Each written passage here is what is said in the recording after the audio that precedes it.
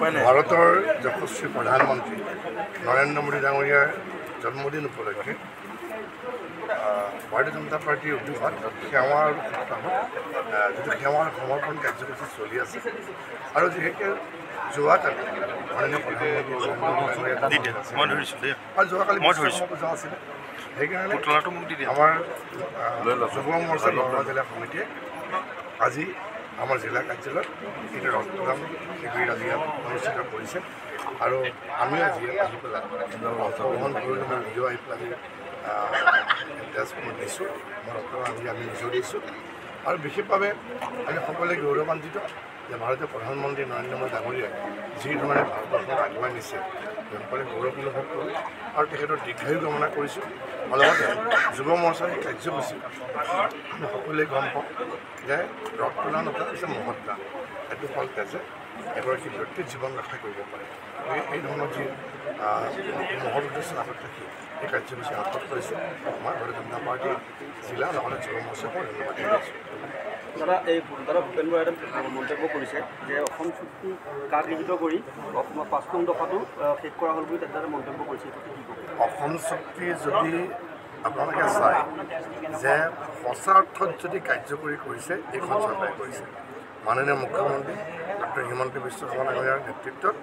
এই যি 3 বছৰ এইখন আমাৰ যি ভাৰতীয় জনতা পাৰ্টী চৰকাৰ চলি আছে আপুনি দেখা পাব যে এটাৰ পিছত এটা যিখিনি কাৰ্যসূচী দেখা পাইছে যে আজি অসম আন্দোলন কিহৰ কাৰণে হৈছে বিদেশী নাগৰিক বহিষ্কাৰৰ কাৰণে হৈছিল কিন্তু কিমান বিদেশী বহিষ্কাৰ হ'ল কিমান মানে সকলোৱে গম পাওঁ কিন্তু আজিৰ তাৰিখত যিখিনি কাৰ্যসূচী হাতত হৈছে যিখিনি কাম হৈছে অসম সুৰক্ষাৰ কাৰণে হৈছে অসম আৰু অসমীয়া আৰু ভূমিপুত্ৰৰ সুৰক্ষাৰ কাৰণে এইখন চৰকাৰে কৰি আছে আৰু ভৱিষ্যতে কৰি থাকিব। চামগুৰি উপ নিৰ্বাচন আহি আছে চামগুৰি আমি যিখিনি আমি এইকাৰণে কৈছোঁ যে উপ নিৰ্বাচনটো সাধাৰণতে দেখা পাইছে আপোনালোকে যদিও আমি যোৱা লোকসভা নিৰ্বাচনত কেইটামান ভোটতে আমি তাত পৰাজিত হৈছিলোঁ চামগুৰি যিটো আমাৰ পুৰণা সমষ্টি আৰু তাতে আমাৰ নিৰ্বাচন হ'বলৈ গৈ আছে আমি শক্তিশালী প্ৰাৰ্থী দিছোঁ ডিব্ৰুৰঞ্জন শৰ্মা এগৰাকী শক্তিশালী আমাৰ প্ৰাৰ্থী তেওঁ কাম কৰিব আৰু যিহেতু আমাৰ যিটো বিধানসভা নিৰ্বাচনলৈ 26 আমাৰ 1.5টা বছৰ আছে মই আশা ৰাখিম যে চামগুৰিবাসীয়ে যদি হৃদয়ংগম কৰিব যে 1.5টা বছৰ অন্তত তেওঁলোকৰ যাতে উন্নয়ন হয় আৰু চৰকাৰৰ পক্ষতো থাকে গতিকে মই আশাবাদী কাৰণ আমি এইকেইদিন যিখিনি দেখা পাইছোঁ বতাহ কিন্তু বিজেপিৰ পক্ষত আছে আৰু ফলাফলো ভাল হ'ব সেইটো নিশ্চিত। ভাৰতৰ যশস্বী প্ৰধানমন্ত্ৰী নৰেন্দ্ৰ মোদী ডাঙৰীয়াৰ জন্মদিন উপলক্ষে ভাৰতীয় জনতা পাৰ্টিৰ উদ্যোগত সেৱা আৰু সপ্তাহত যিটো সেৱা সমৰ্পণ কাৰ্যসূচী চলি আছে আৰু যিহেতু যোৱাকালি মাননীয় প্ৰধানমন্ত্ৰী আৰু যোৱাকালি পূজা আছিলে সেইকাৰণে আমাৰ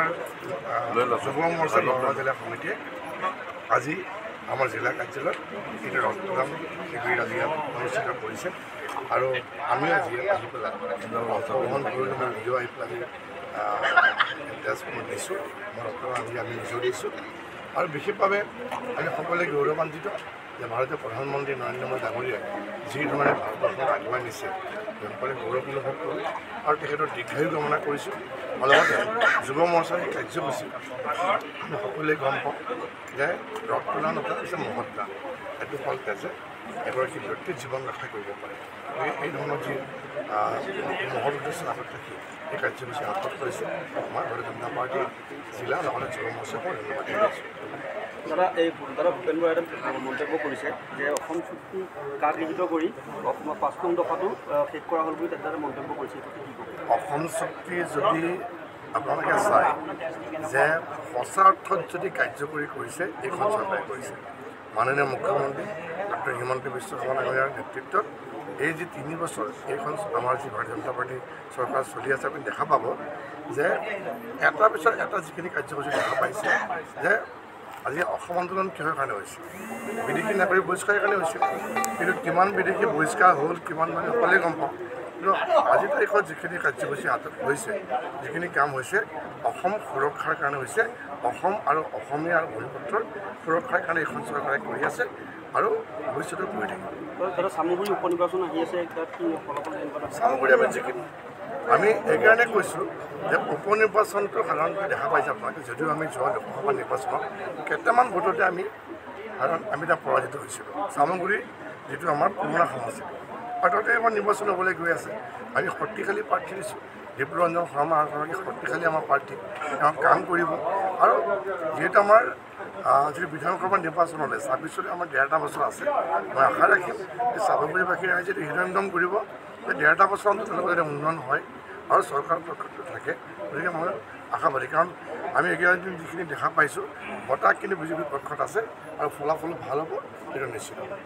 যিকোনো খবৰৰ বাবে যোগাযোগ কৰক